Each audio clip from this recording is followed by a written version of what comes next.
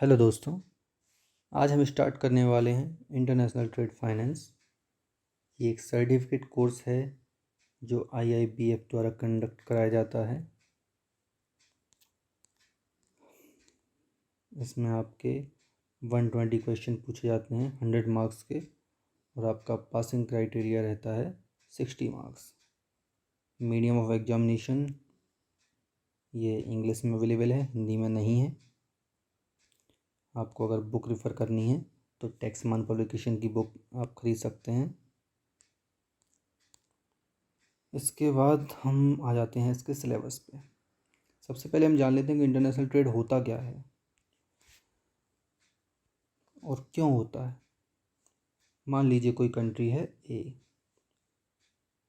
ये एक प्रोडक्ट बनाती है P1, जिसमें इसे बहुत एफिशिएंसी है, बहुत चीप प्रोडक्ट प्रोड्यूस करती है। अब सस्ता प्रोडक्ट बनाएगी तो उसका एडवांटेज लेने की कोशिश भी करेगी। तो क्या करेगी, ये कोई ऐसा देश ढूंढेगी जहाँ उस प्रोडक्ट की अवेलेबिलिटी नहीं है, या प्रोडक्ट महंगा पड़ता है, या उसे बनाना पॉसिबल नहीं है। तो ए क्या करेगी, बी को ये अपना प्रोडक्ट P1 है एक्सपोर्ट कर देगी, राइट।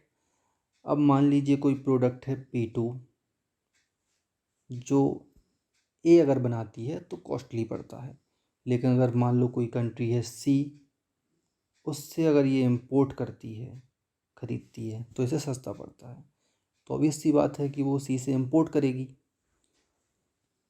तो जो ये ट्रेड होता है एक्सपोर्ट या इंपोर्ट, इसे हम कहते हैं इंटरनेशनल ट्रेड। अब इसके सिलेबस पे आ जाते हैं। जो आपका फर्स्ट सेक्शन है इसमें, यह है मैक्रो पर्सपेक्टिव। इसमें आपकी 3 यूनिट हैं, theory of international trade, international trade policy framework, और ICC international chamber of commerce. तो जो आपकी थ्योरीज हैं, थ्योरीज में हम इंटरनेशनल ट्रेड की थ्योरीज के बारे में पढ़ेंगे, जो अलग अलग इकोनॉमिस्ट द्वारा दी गई हैं, जिसमें हम ट्रेड के पैटर्न का एनालिसिस करते हैं, राइट। सेकंड आपका है इंटरनेशनल ट्रेड पॉलिसी फ्रेमवर्क। इसमें हम मेनली पढ़ेंगे WTO के बारे में, वर्ल्ड ट्रेड ऑर्गेनाइजेशन, और दूसरा पढ़ेंगे रीजनल ट्रेड ब्लॉक्स के बारे में, जैसे कि सार्क है, एशियान है, अलग अलग जो ग्रुप बना रखे हैं देशों ने ट्रेड के लिए, उन ब्लॉक्स के बारे में पढ़ेंगे। तीसरा ICC है। ICC क्या है, एक बॉडी है, रेगुलेटिंग बॉडी है, जो आपके रूल्स और रेगुलेशन डिसाइड करती है। अब हम आ जाते हैं इसके सेकंड सेक्शन पे। यह है ट्रेड ट्रांजैक्शन। तो जब व्यापार होता है तो उसमें जो भी ट्रांजैक्शन इन्वॉल्व होते हैं, सामान खरीदना बेचना, उसके बारे में यहाँ डिस्कस करेंगे। इसमें फर्स्ट यूनिट है आपकी कंपोनेंट ऑफ ट्रेड्स। तो ट्रेड में कौन कौन से कंपोनेंट्स इन्वॉल्व होते हैं, इसके बारे में पढ़ेंगे। इसमें सबसे ज़्यादा इम्पोर्टेंट टॉपिक है इनकोटर्म्स। इनकोटर्म्स के बारे में पढ़ेंगे। दूसरी यूनिट है मोड ऑफ इंटरनेशनल ट्रेड। इसमें आपके 3 मोड होते हैं, जो अलग से यूनिट में समझाए गए हैं। Clean payment transaction, documentary collection, और डॉक्यूमेंट्री क्रेडिट। क्लीन पेमेंट में क्या होता है कि आपने सामान खरीदा, पेमेंट कर दिया, तो ये हो गया आपका क्लीन, नाम से ही दिख रहा है क्लीन पेमेंट, राइट। सेकंड है आपका डॉक्यूमेंट्री कलेक्शन। इसमें क्या होता है, पेमेंट नहीं होता है, डॉक्यूमेंट प्रेजेंट किए जाते हैं। 2 टाइप के डॉक्यूमेंट होते हैं, document against payment and document against acceptance. इनके बारे में हम डिटेल में पढ़ेंगे जब टॉपिक डिस्कस करेंगे। तीसरा है आपका डॉक्यूमेंट्री क्रेडिट। इसमें हम लेटर ऑफ क्रेडिट के बारे में पढ़ेंगे, इसके क्या क्या टाइप्स होते हैं उनके बारे में पढ़ेंगे। फिर आपका आ जाता है इम्पोर्ट ट्रेड डॉक्यूमेंट्स। इसमें हम पढ़ेंगे कौन कौन से ट्रेड डॉक्यूमेंट यूज होते हैं। बिल ऑफ लेडिंग है, आपका इनवॉइस हो गया, बिल ऑफ एंट्री है, इंश्योरेंस पॉलिसी है, वो भी एक ट्रेड डॉक्यूमेंट ही है। से अलग अलग डॉक्यूमेंट के बारे में पढ़ेंगे हम। फिर आ जाती है हमारा तीसरा सेक्शन, ये है ट्रेड फाइनेंस। पहली यूनिट में तो नॉर्मली इसका इम्पोर्टेंस बताया गया है कि क्या इम्पोर्टेंस होता है ट्रेड फाइनेंस का। उसके बाद जो आपकी 2 यूनिट हैं, प्री शिपमेंट और पोस्ट शिपमेंट, ये बहुत ज़्यादा इम्पोर्टेंट हैं।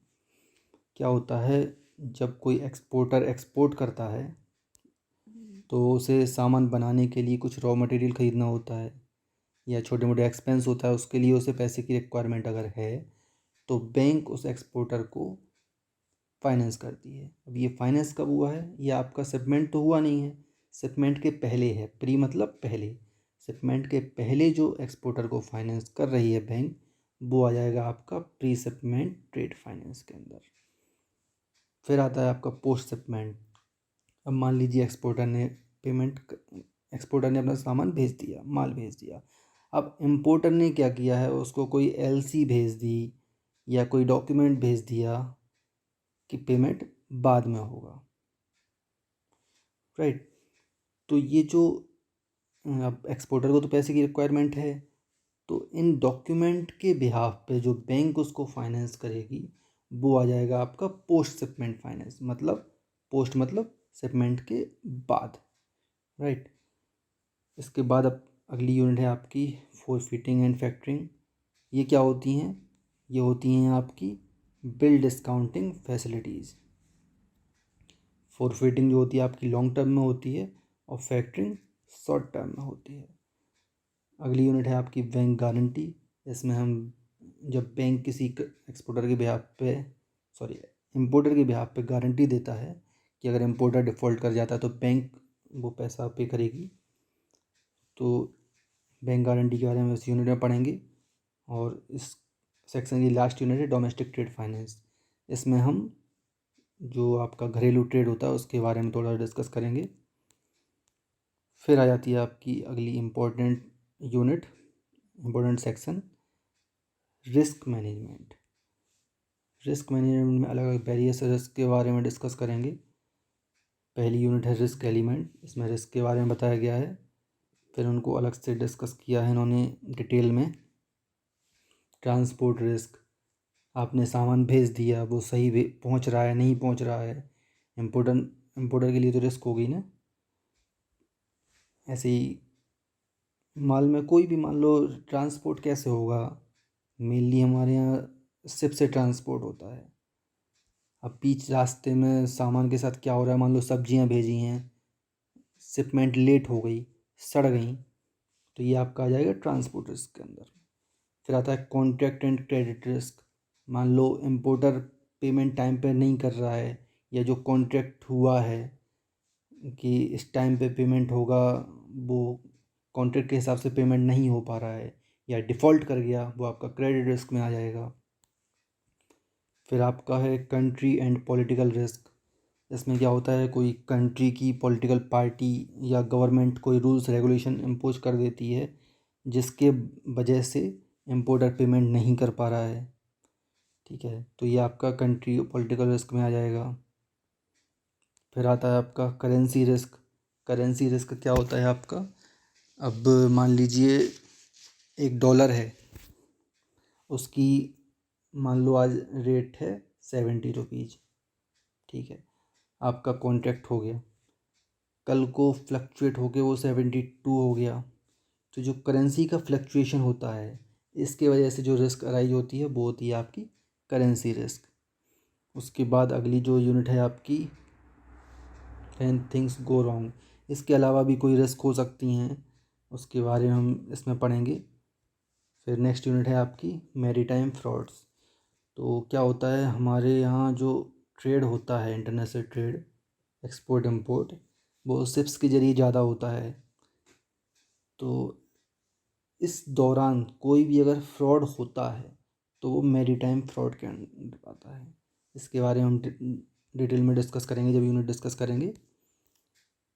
अब आपका 5वां सेक्शन है रेगुलेटरी फ्रेमवर्क। इसमें क्या होता है, रूल्स रेगुलेशन के बारे में मेनली इस सेक्शन में पढ़ेंगे हम। तो जो सबसे पहला है रेगुलेटरी फ्रेमवर्क, इसमें हम अलग अलग रेगुलेटिंग बॉडीज़ के बारे में पढ़ेंगे।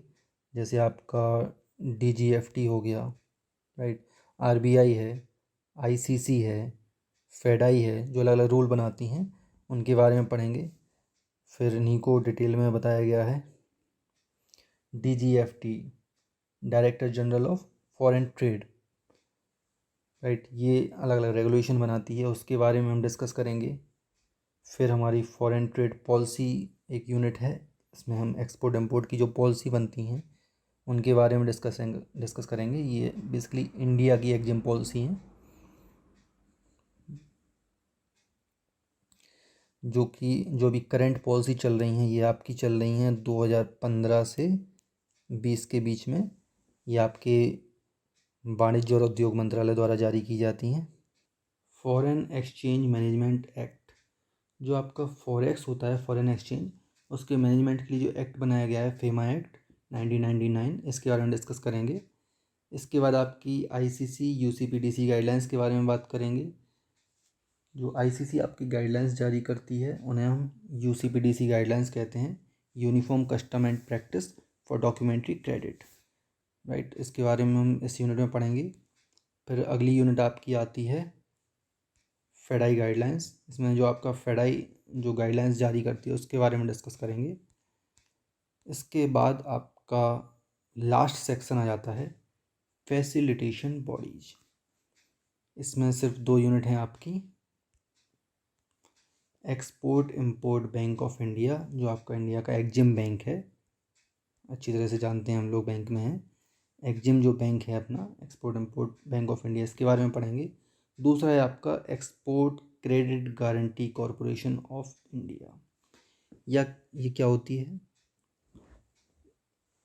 ये एक तरह से इंश्योरेंस प्रोवाइड करती है, राइट, अलग अलग स्कीम लॉन्च करती है। इसे कहते हैं हम ECGC, राइट। ये ECGC क्या होती है, अलग अलग स्कीम लॉन्च करती है, ये क्रेडिट रिस्क को इंश्योर्ड करती है, राइट। तो ये इसके साथ ही आपका सिलेबस ये कंप्लीट हो गया। फिर से देख लेते हैं हम। ये मैक्रो पर्सपेक्टिव में आपका थ्योरीज हो गया। पॉलिसी फ्रेमवर्क, ये WTO के बारे में पढ़ेंगे, ICC के बारे में पढ़ेंगे। सेकंड, ट्रेड ट्रांजैक्शन के बारे में, ये mode of operation, right, mode of trade पढ़ेंगे, इसमें LC वगैरह के बारे में डिस्कस किया गया है। ट्रेड फाइनेंस में हम pre shipment, post shipment, forfaiting, factoring, bank guarantee के बारे में पढ़ेंगे। और रिस्क मैनेजमेंट में अलग अलग क्या क्या रिस्क इन्वॉल्व होती हैं एक्सपोर्ट इंपोर्ट में, उसके बारे में पढ़ेंगे। फिर रेगुलेटरी फ्रेमवर्क में जो अलग अलग बॉडीज़ हैं वो क्या क्या रूल्स रेगुलेशन बनाती है, DGFT हो गया, एग्जिम हो गया, ICC, फेडाई हो गया, फेमा एक्ट के बारे में सब इस सेक्शन में डिस्कस करेंगे। और लास्ट में हम एग्जिम और ECGC के बारे में पढ़ेंगे, राइट। तो हम नेक्स्ट वीडियो में स्टार्ट करेंगे आपका macro perspective, first unit, theory of international trade. तब तक के लिए बाय बाय, मिलते हैं।